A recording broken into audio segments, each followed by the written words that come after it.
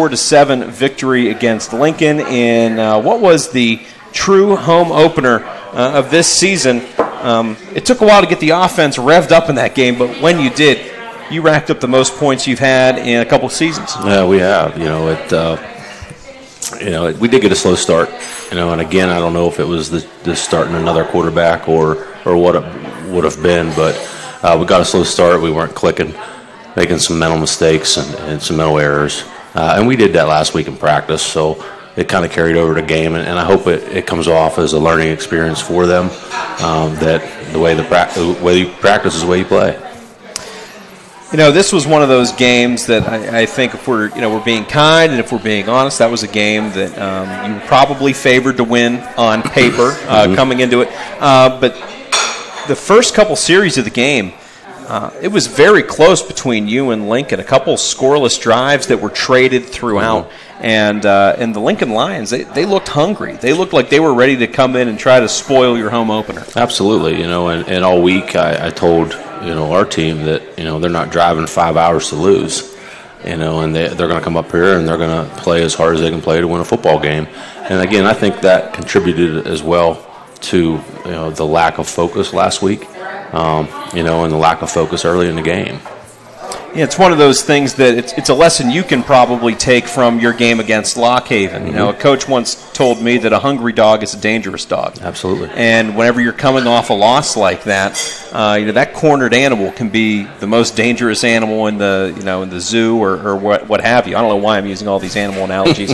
Hungry dogs and lions and what have you. But that's true when you're in a situation like that when your back's up against the wall. Like it was, you weren't back up against the wall against Lock Haven, but you really didn't want to go into that first home game 0-2, and your guys knew how important it was to get a win, especially on the road. Yeah, and it helped, obviously going into the home opener 1-1 and having a win under our belts. And, the home opener, like we talked about last week, is very exciting. There's a lot of stuff going on, and usually one of your most attended games, depending on how the season's going. So I think we ended up, after the first couple series, getting in a groove and getting the right guys on the field and getting the ball in their hands and making some plays. So we ended up coming out on top pretty heavily, and I think that was a good thing for our guys. It gave our guys a little bit of positive reinforcement for their work maybe.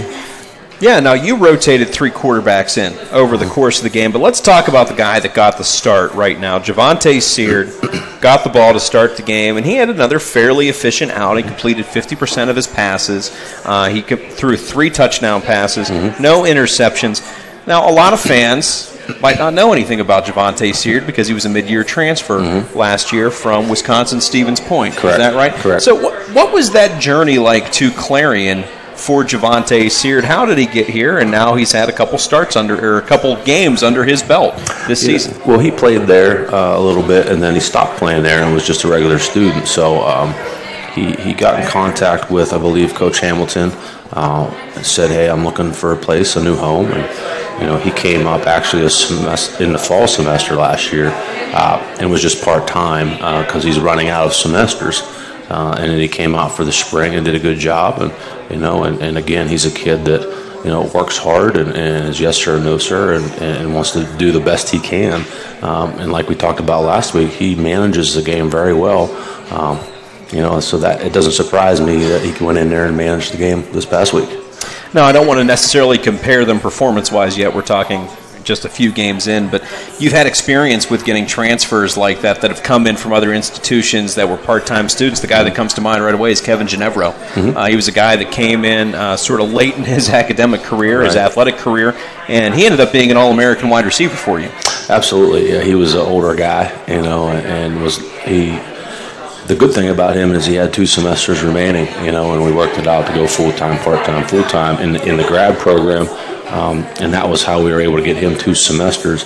He wasn't even sure he wanted to play 2, but after the first year, he decided to come back, and obviously he was a superstar in my eyes of what he did on the field. Let's talk about the defense now for a little bit. The defense really did have it going from the start. -6 rushing yards allowed. That was a dominant performance from your front 4 and your front 7. 123 total yards allowed, 4 sacks. tons of pressure coming from your defense. Yeah, and they're hungry. They were hungry, and Lincoln talking to Coach Dean before the game, they had 3 starting O-linemen down, so that obviously didn't help their cause. And I think our defensive line, our front 7 are pretty darn good, to play anybody. So they were hungry, and they were going against some guys that didn't have a lot of experience and weren't starters. So, but I give it to them. They hustle, and they do that every day. And that, again, they play like they practice, and they practice like that every day. So it doesn't surprise me. And they exude some confidence, don't they? Talking with some of those guys in the preseason, Brandon Vacco telling me that we really feel like nobody should be able to run on us this year. That's a point of pride for them to be able to stop the run, and that's something that they did.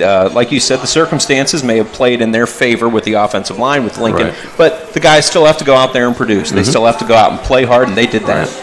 They did, and that's something that's a big focus this week, obviously, and I'm sure we'll get to that, is stop the run. But you have to stop the run. You can't just let somebody run on you. Stop the run, make them pass, more room for error. Let's take a look at the second half now of this game. You got multiple guys involved on offense that were some different targets.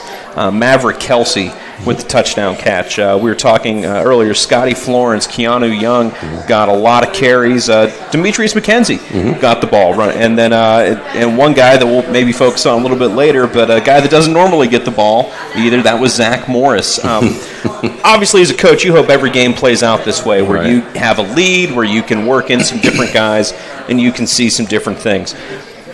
When you're in a situation like you were against Lincoln, where you were able to put in some guys that don't get as many reps on the field, what are you looking for specifically? Are you looking for splash? Are you looking just for execution? Are you looking for detail work? What's going through your mind then? We're looking for a little bit of everything. Execution, of course, knowing their assignments under the conditions of being in a real game, and the nervousness of it. So that would be number one, is the execution and knowing their assignments, and then to see if they can make a splash. If they know those things and they do those things correctly, they break through the line and have long runs like a few of them did. So we saw some good things from them, and it's nice to have games like that so you have that opportunity.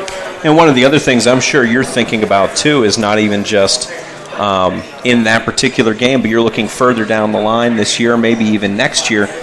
Some of these young guys, there could be jobs to be won in those situations. Who goes out there and performs under the duress of game conditions? Is that somebody we can trust with a bigger role next week or the week after that? Right. It's opportunity. And I talk daily with the guys that you're going to get an opportunity. It's just, when is it going to happen? And you have to be ready for it. Some guys are, some guys aren't.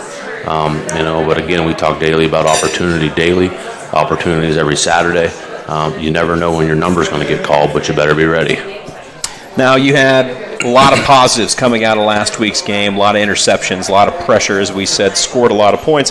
But there's always something you can clean up from every game. And one of the things that stood out to me, or one of two things, was the kick and punt return coverage from last week's game. I'm sure you've taken a look at it. Tayonte McKenzie, I know that he had the opportunity to return a lot of kicks and punts, but he had 179 return yards. Right. Reggie Mays, a wide receiver, he played some special teams, but we also saw him make some plays and get open for some big gains as well.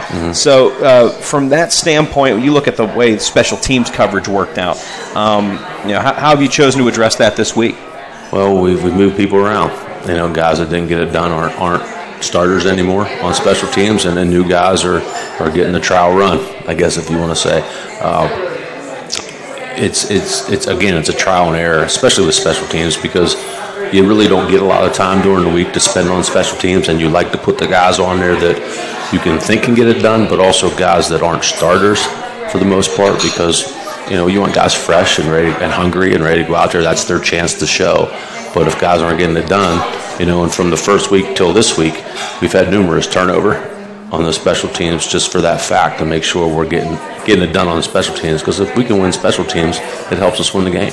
And you have a luxury that maybe an NFL coach doesn't, where they have 53 players on a roster to pick from. Right. You've got closer to 90. And so there is the opportunity for a lot of churn in that part of the roster. If you don't like what you see, you can move another piece in. Right, and that's what we do. We can do it next guy up, next guy up mentality, and see if he can get it done. If he can, it's his spot. If he can't, then we move on to the next guy. Hey, Coach, we're going to take a short break. When we come back, we're going to go over a little bit more of that game between the Lincoln Lions and the Clarion Golden Eagles. You're watching the Chris Weibel Coaches Show from Clarion River Brewing on the Clarion Golden Eagle Vision app and Stretch Internet.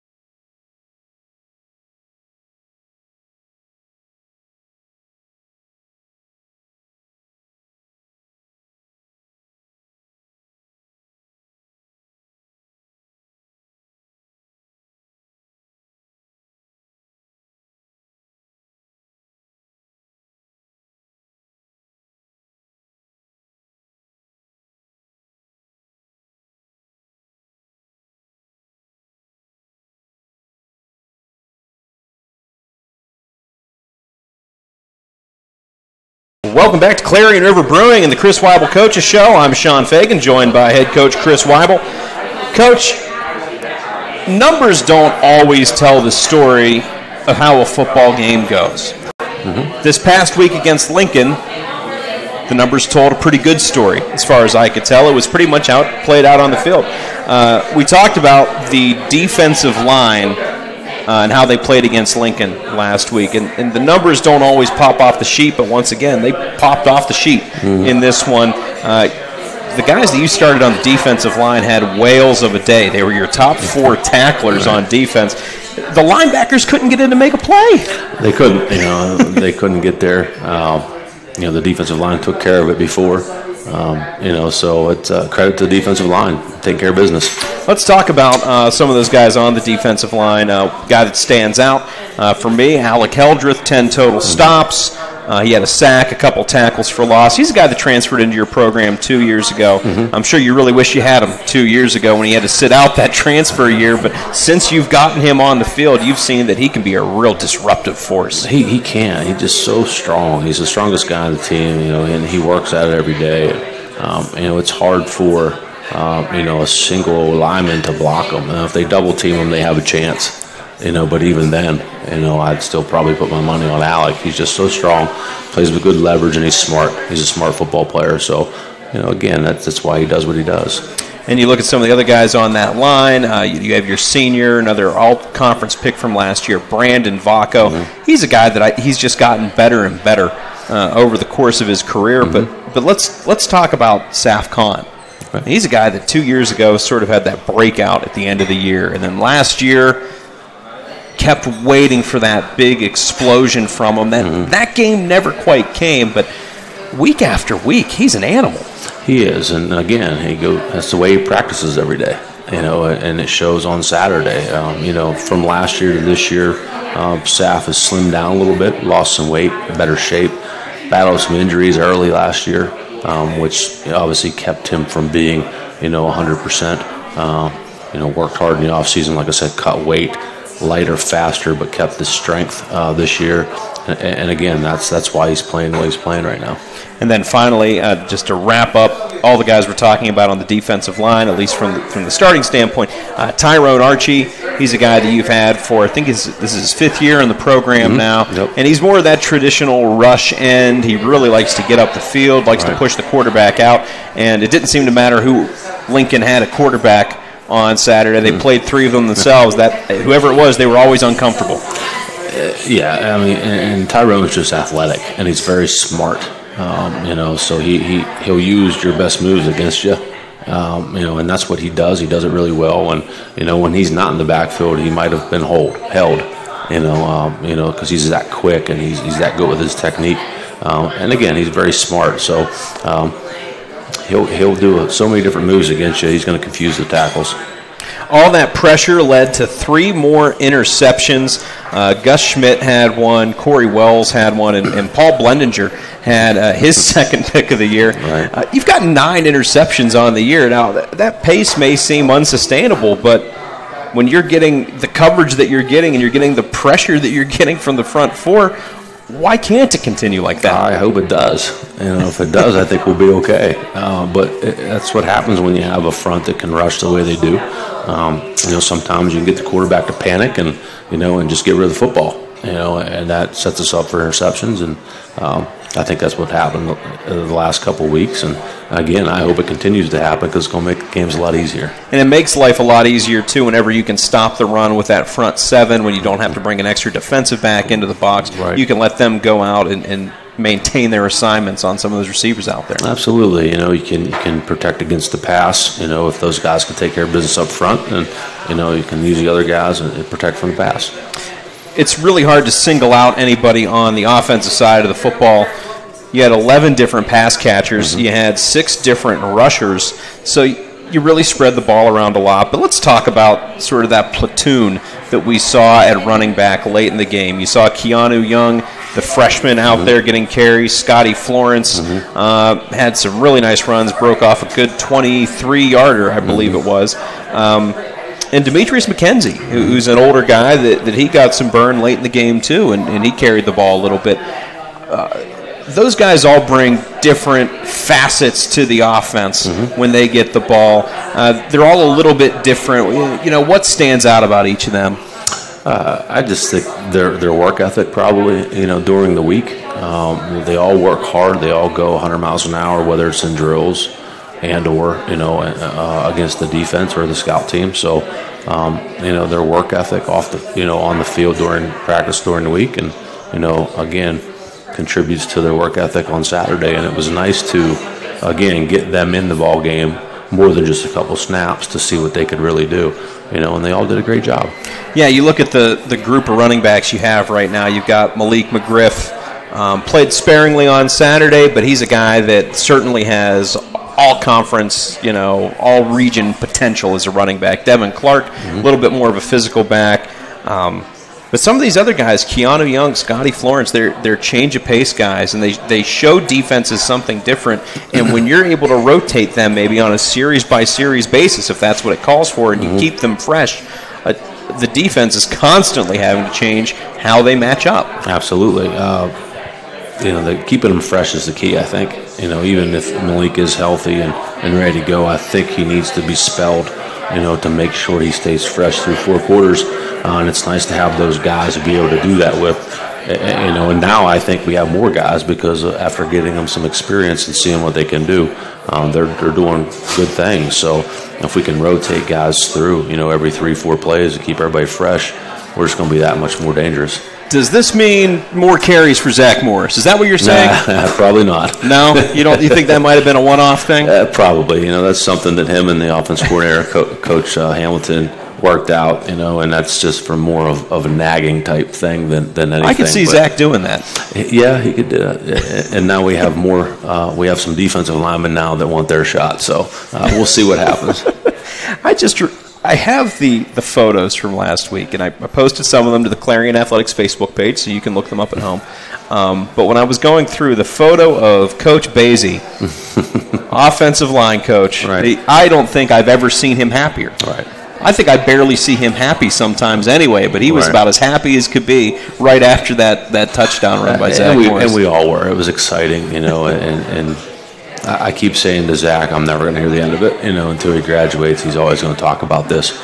But that's what football is. That's what the memory he's going to keep for the rest of his life was scoring that touchdown. And those are the special moments that you create, within the football family. It's the student-athlete experience. That's why we're here. It is. Even if he's going to ask for his own formation now. Probably. He's going to want his own package. Let's take a short break. When we come back, let's talk about the upcoming game against the Gannon Golden Knights this Saturday, but we'll do that right after this. You're watching The Chris Weibel Show.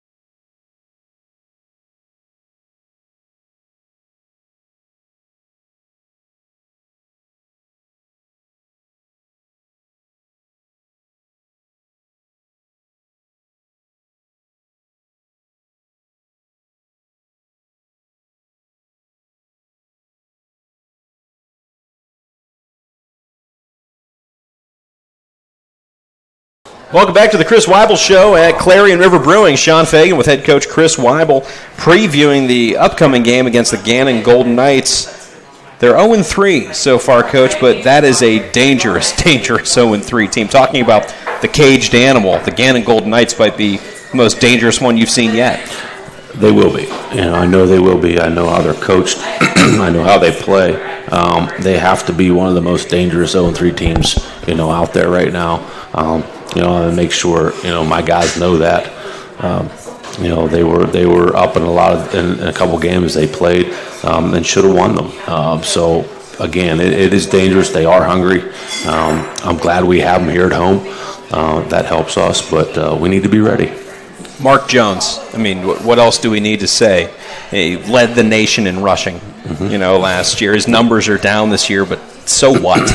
He's a stud running back. He is, and that's something that obviously we need to focus on is stopping him. That's the focus, and let somebody else run the ball. Let them throw the ball. I don't really care. I just don't want the ball in his hands. If he does have it, we need to swarm to the ball and make sure he doesn't get a yard because he's really good. Now, what would you say is his style of running? Is he a cutback guy? Is he a hit the first hole guy? Or can he do everything? He can do everything. He's big. He's strong. He doesn't look fast, but he is fast. And he's athletic. I've seen him jump numerous defensive backs, after he breaks to the second level.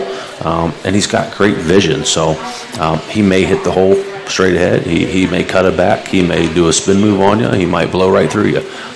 You never know. But all I know is we better have one more tackler on him than just one guy. One of the things we've seen from this game over the last couple years is that it always ends up being a shootout.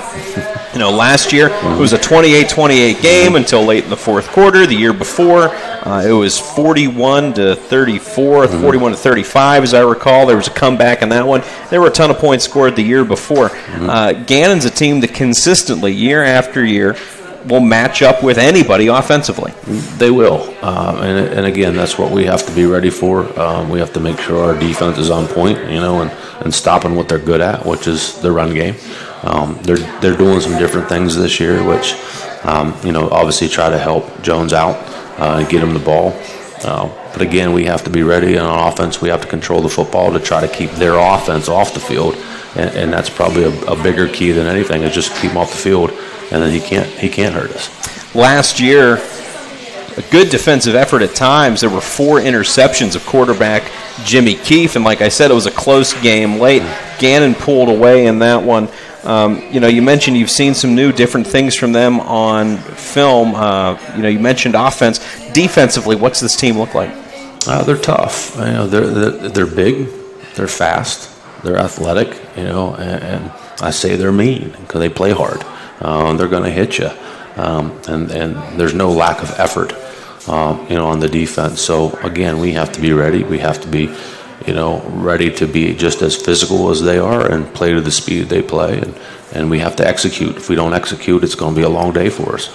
And that game is going to kick off at 1 in the afternoon on Saturday. It'll be at Memorial Stadium. We certainly hope you can join us at the stadium for that game. But if not, you can watch it on the Clarion Golden Eagle Vision app or on Stretch Internet. Those are all available to you. Clarion Golden Eagle Vision app, I should say, available on Roku, Amazon Fire TV, Android TV, and Apple TV. Well, for head coach Chris Weibel, I'm Sean Fagan saying thank you for joining us on the Chris Weibel Show here from Clarion River Brewing. We're here every Wednesday at 7 o'clock from the back room. I'd like to thank Brian Smith from Clarion River Brewing for helping us put this together. I'd like to thank our producer this evening, Jared Sullenberger, for handling the audio and the graphics. And I'd like to thank all of you at home watching and everybody here in the tap room enjoying a beer, enjoying a burger. It is burger night here at the brewery, and we hope to see you again next week. I'm Sean Fagan saying thank you.